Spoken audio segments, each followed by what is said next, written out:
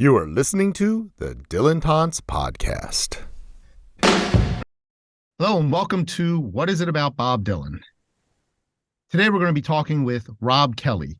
Rob Kelly is an award-winning writer, illustrator, and pop culture historian.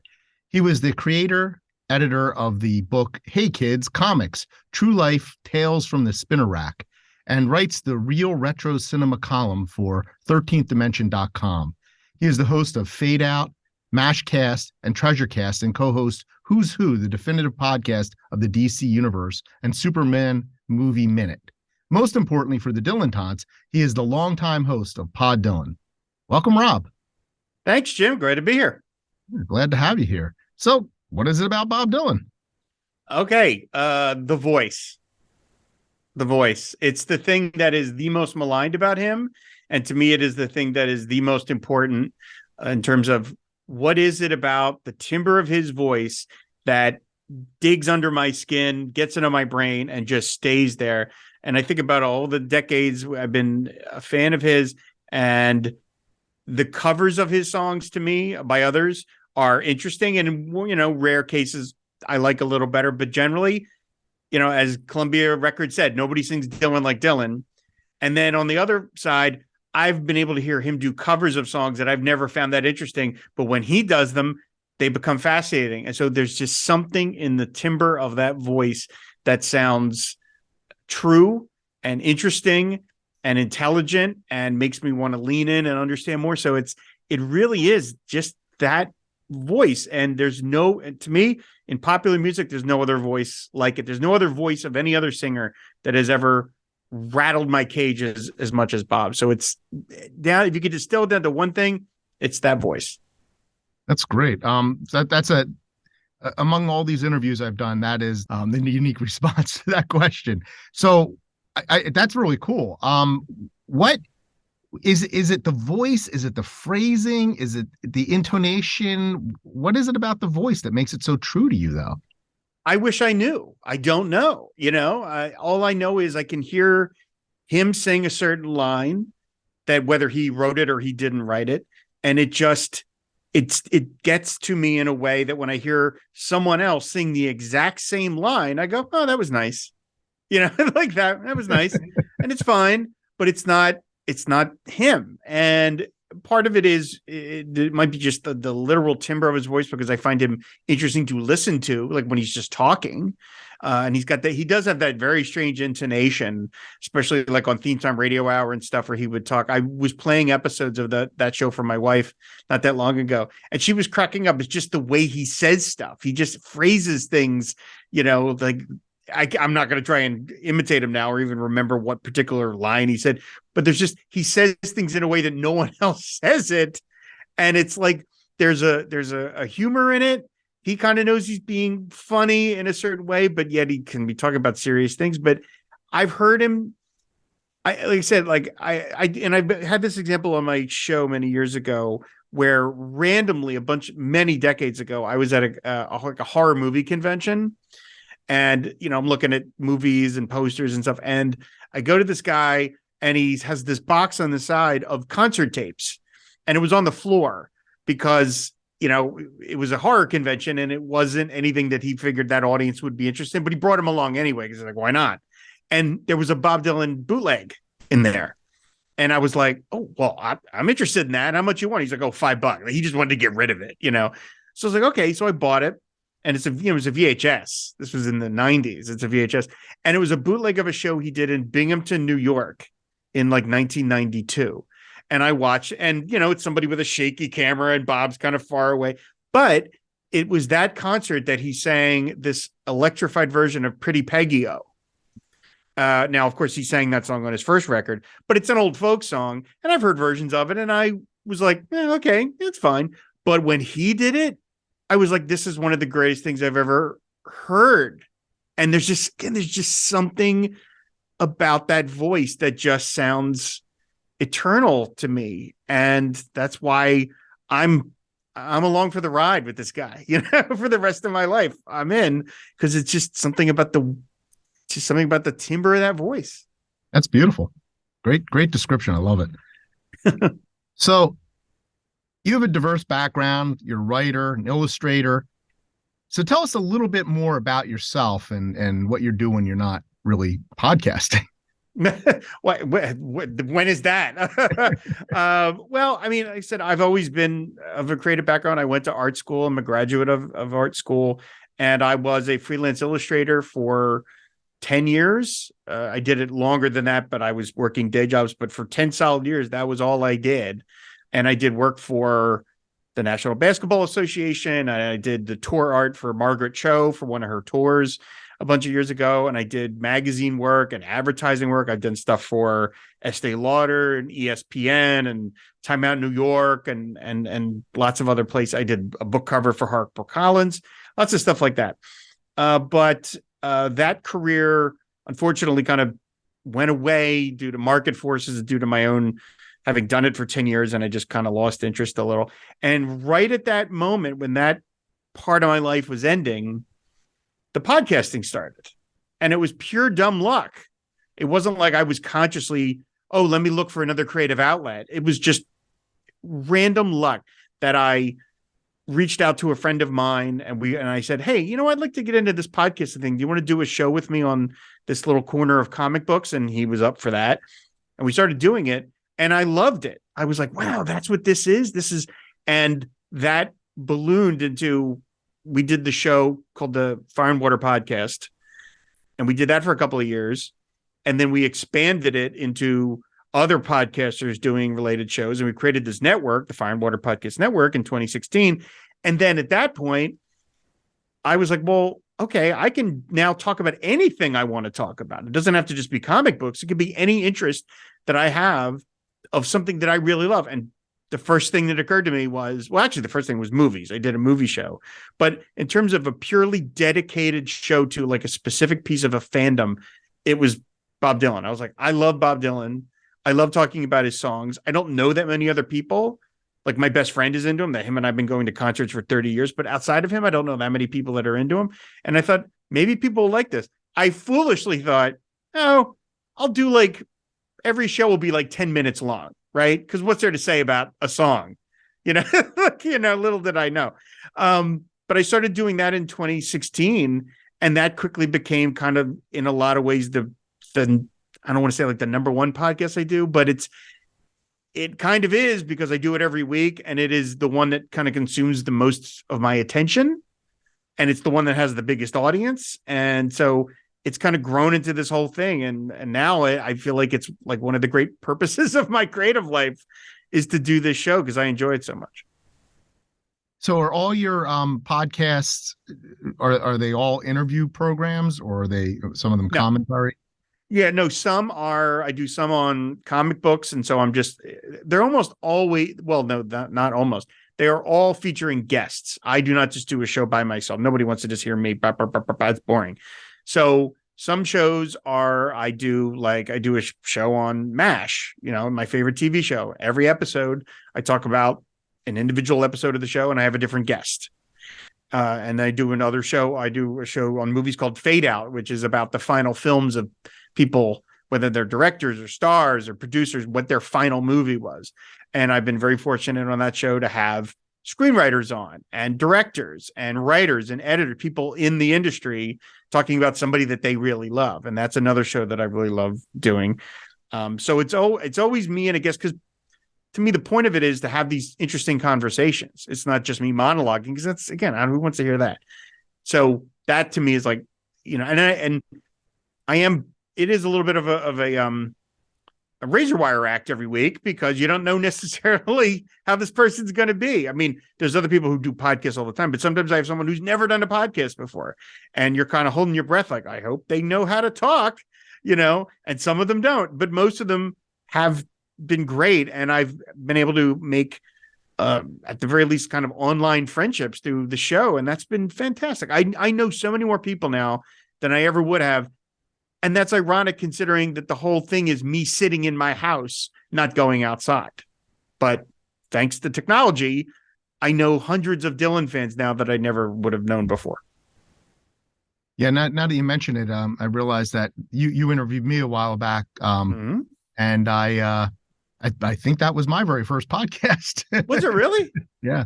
Oh, you never would have. That was a great episode. That was a terrific show. It was a lot of fun. Yeah, it was a great, Mhm. great time. So where does Dylan fit into all this? I mean, is it just the personal interest, or is it something more? It's just, I mean, it's just one of these things that, in terms of the pop culture that I consume, it is probably the single most important piece of pop culture to me, in terms of like what it means to me, how much Bob has meant going through life. I discovered him when I was 18, 19. And I mean, in the grand scheme of his career, it's late because you're talking 1989 when this is. But for me, it was a little early. And I've now been with him for 30 years, following all of his travails and all of his projects and things and that. And I'm just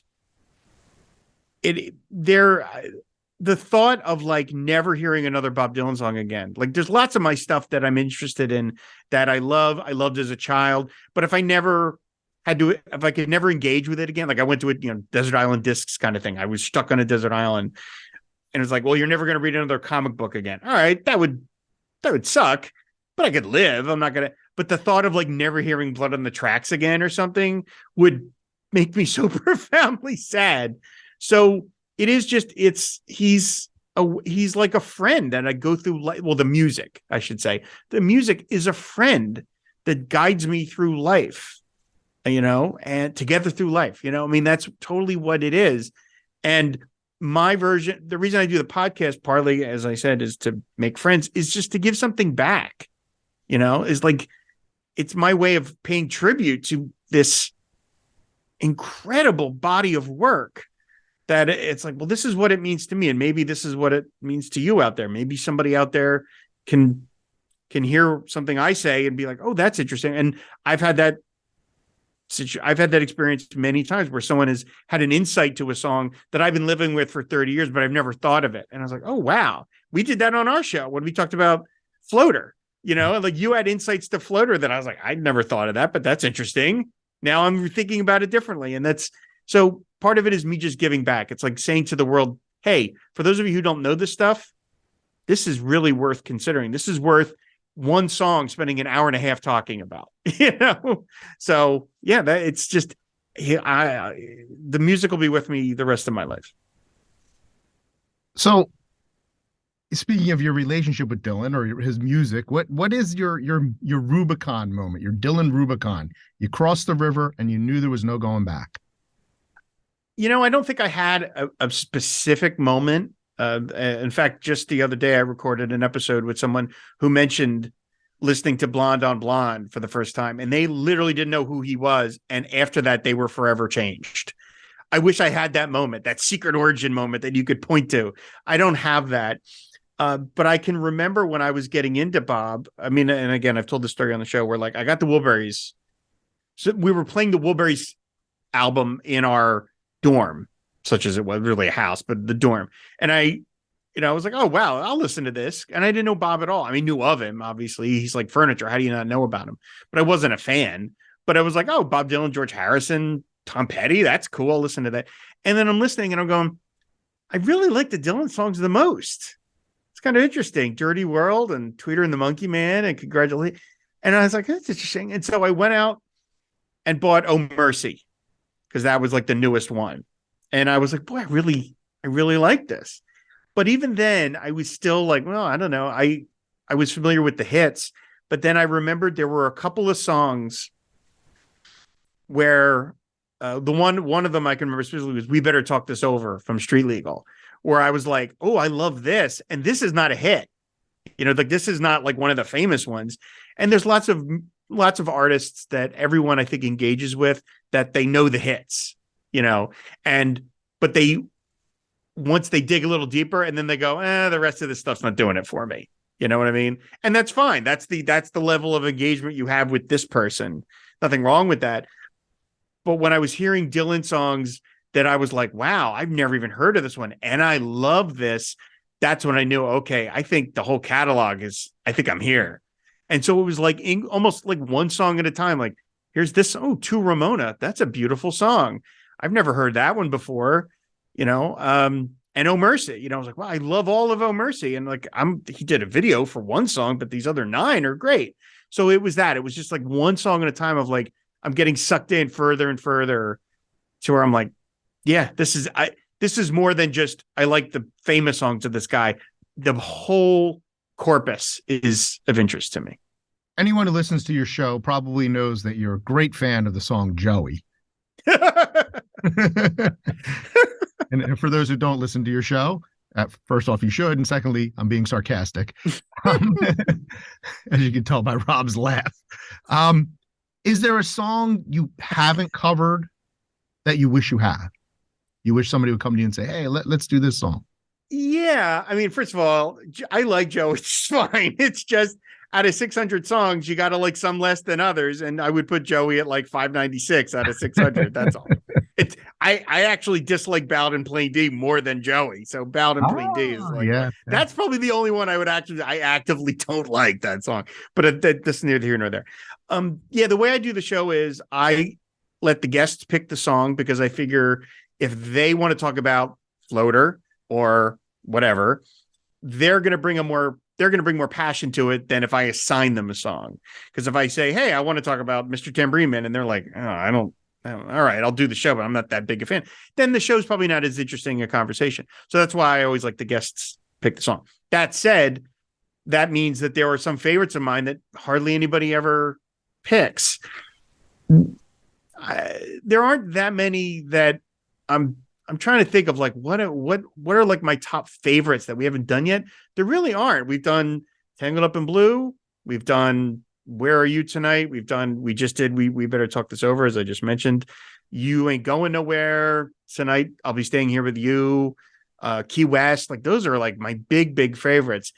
The only one, and this is not exactly what your question, an answer to your question, but the only one is my all-time favorite Dylan song is Series of Dreams. It's all time. It's the number one song. If you could, as much as you can rank them, which is silly. But if I had to, somebody said number one favorite, it's Series of Dreams. That one, though, I don't know if I will ever do because it's so personal to me.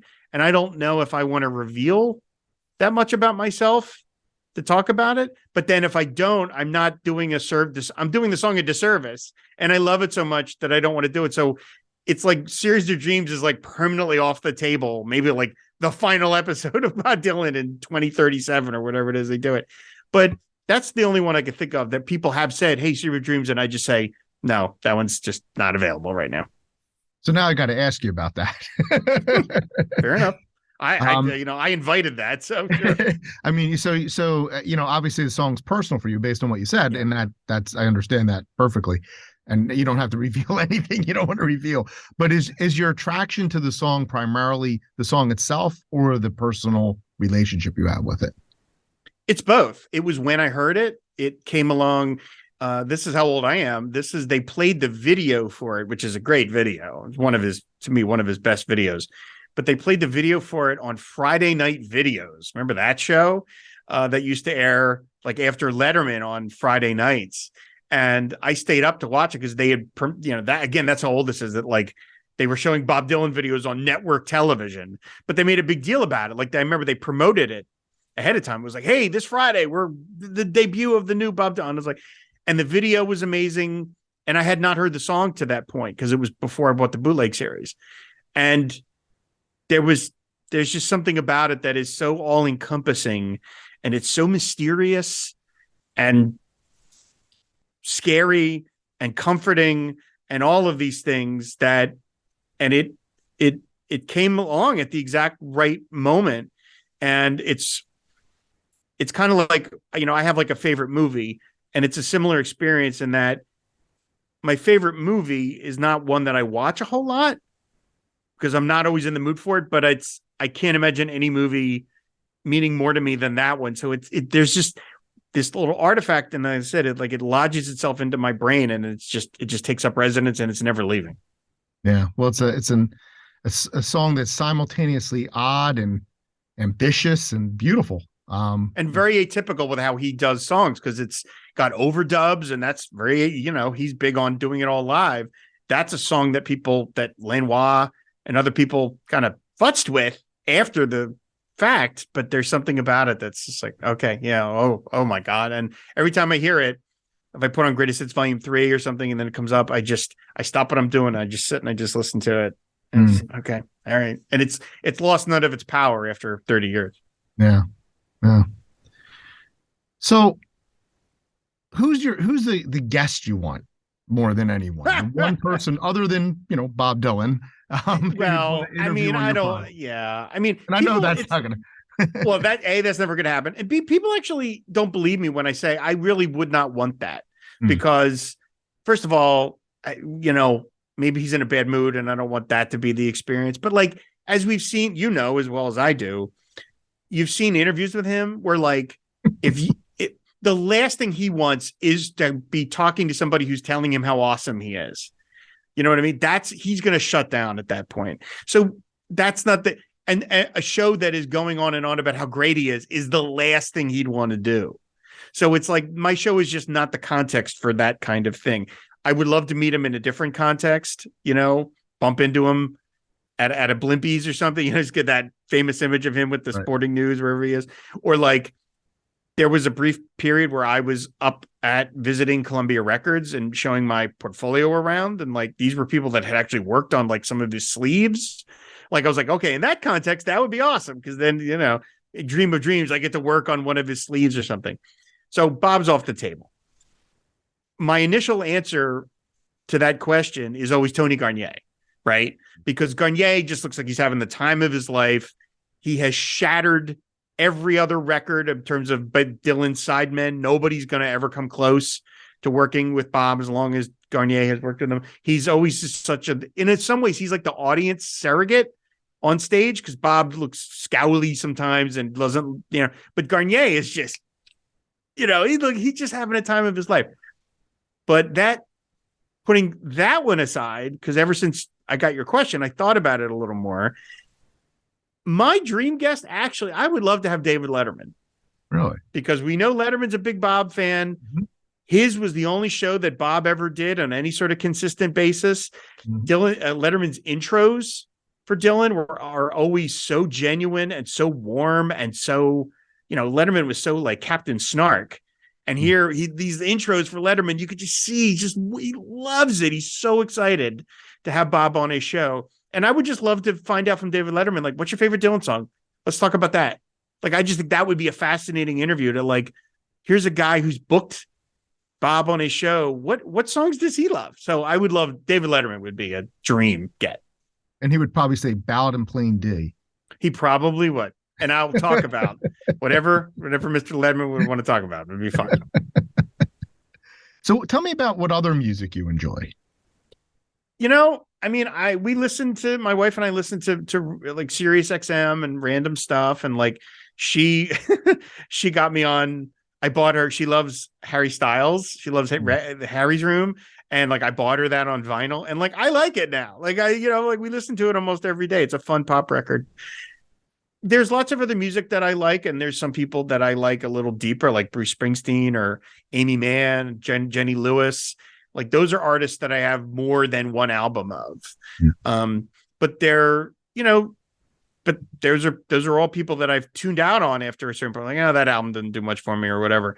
Bob is just that's why he's the thing to me. It's like, okay, there's Bob, and then there's all the other music I listen to, and it's strange. Like I have a playlist on my phone for when I go jogging because it's all upbeat songs. And like, there's no Dylan in that at all. Because to me, he's like not great to run to, even the up tempo stuff. There's just something about the timbre of his voice that does not make me want to jog, So there, I have like 50 songs in my running list, not a single Dylan song in there. So again, it's like there's Jenny Lewis and there's Elvis Costello and Gwen Stefani and all these other things, but no Bob in there at all. Yeah, that makes sense. Though, running to Dylan would be a little perilous. Yeah, even the up-tempo songs, they just don't work. There's something about them. It just doesn't make me want to exercise. So is there any connection to the other music you listen to and Dylan, or is it just so completely separate?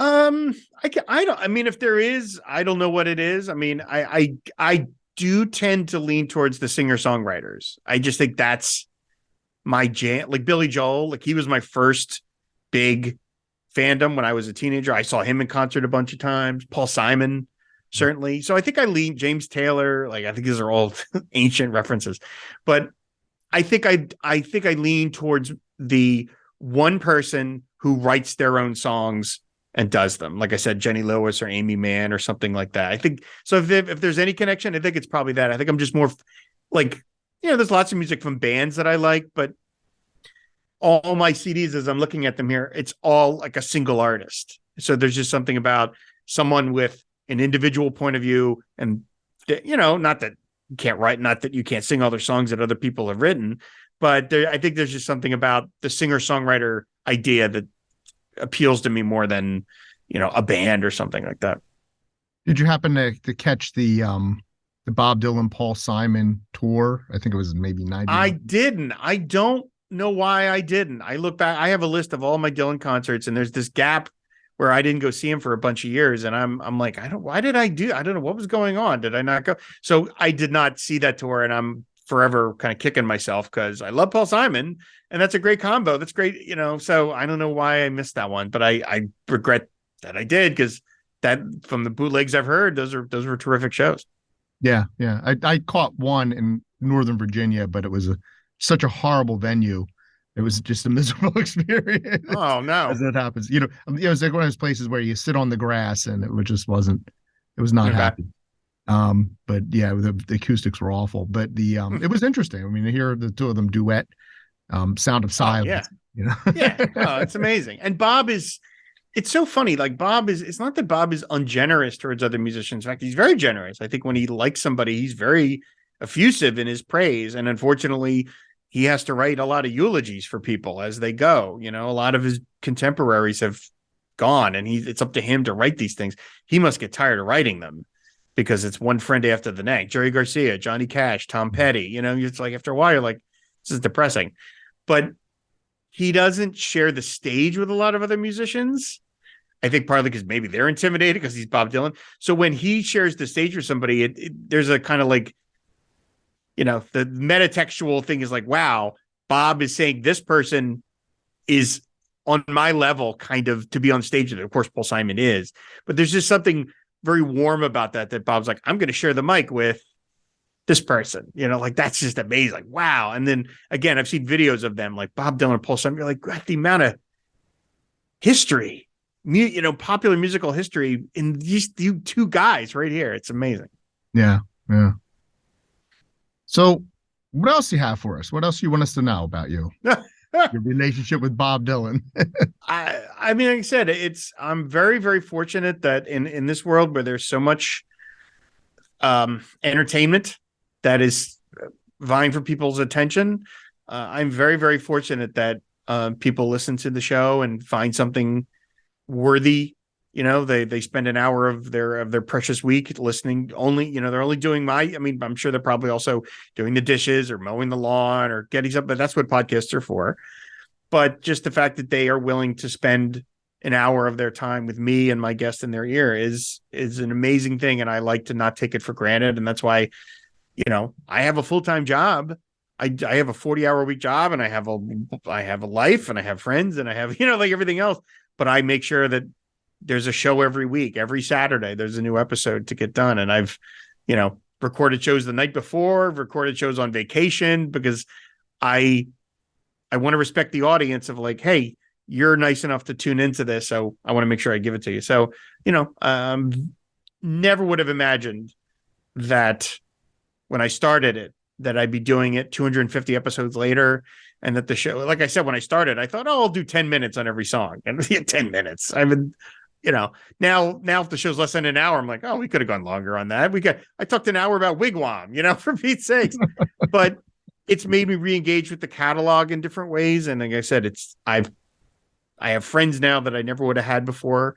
And depending on when people are listening to this, like I'm going to be speaking at the Bob Dylan Center in June, which is like crazy. That's crazy to me that I'm been able to have that opportunity. So it's just been incredibly rewarding, and it's just fun talking Bob like we're doing here.